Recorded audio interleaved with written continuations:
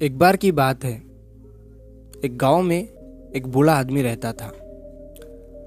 वो बूढ़ा आदमी अपने बेटे से बहुत परेशान था, क्योंकि उसका बेटा बहुत ही नालायक था, कामचोर था। वो कोई काम नहीं करता था और बस गांव में इधर से उधर घूमा करता था। तो एक दिन उस बूढ़े आदमी ने अपने बेटे को सबक सिखाने का सोचा। उसने अपने बेटे को अपने पास बुलाया और उससे कहा कि बेटा, घर के अंदर अलमारी में एक घड़ी रखी हुई है, तुम उसे निकाल कर लाओ। लड़का घर के अंदर गया और उस घड़ी को बाहर निकाल कर लाया। फिर उसके पिता ने उससे कहा कि अब तुम एक काम करो, इस घड़ी को अपने साथ बाजार में लेकर जाओ और जितने लोग भी तुम्हें मिलेंगे सबसे तुम इस घड़ी की कीमत पूछ कर आना। अब वो लड़का उस घड़ी को लेकर बाजार में चला गया। उसने बाजार में सभी लोगों से उस घड़ी की कीमत पूछी। किसी ने उस घड़ी की कीमत 500 बताई, किसी ने 1000, तो किसी ने 800।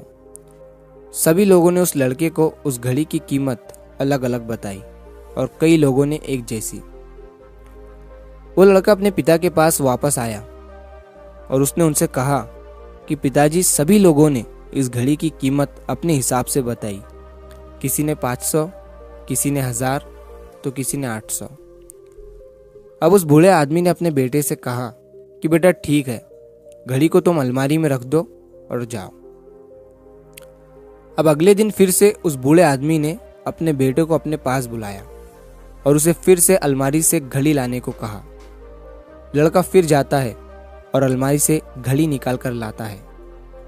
और अब उस बूढ़े आदमी ने अपने बेटे से कहा कि बेटा जाओ और आज तुम इस घड़ी के अंदर जो समय चल रहा है उसकी कीमत पूछ कर आओ। लड़के को समझ नहीं आ रहा था कि उसके पिताजी उससे क्या करवाना चाह रहे हैं।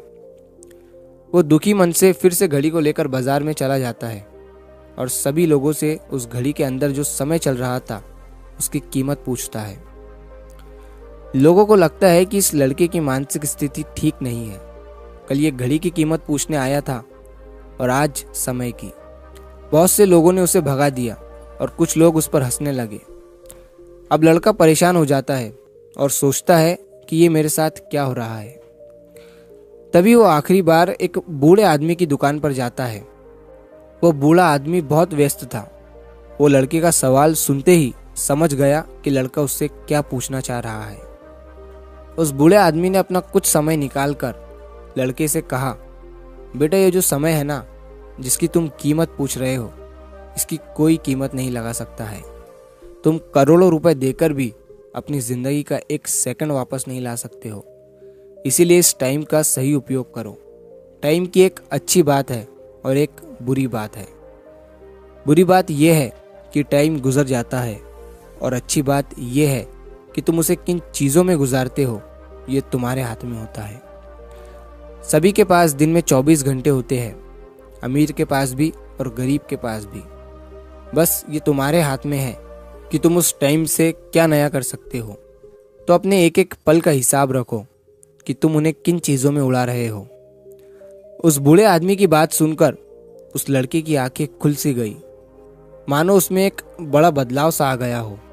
और फिर वो अपने पिताजी के पास उस घड़ी को लेकर गया और उन्हें सारी बात बताई। और उस दिन के बाद से उस लड़के की जिंदगी बदल गई।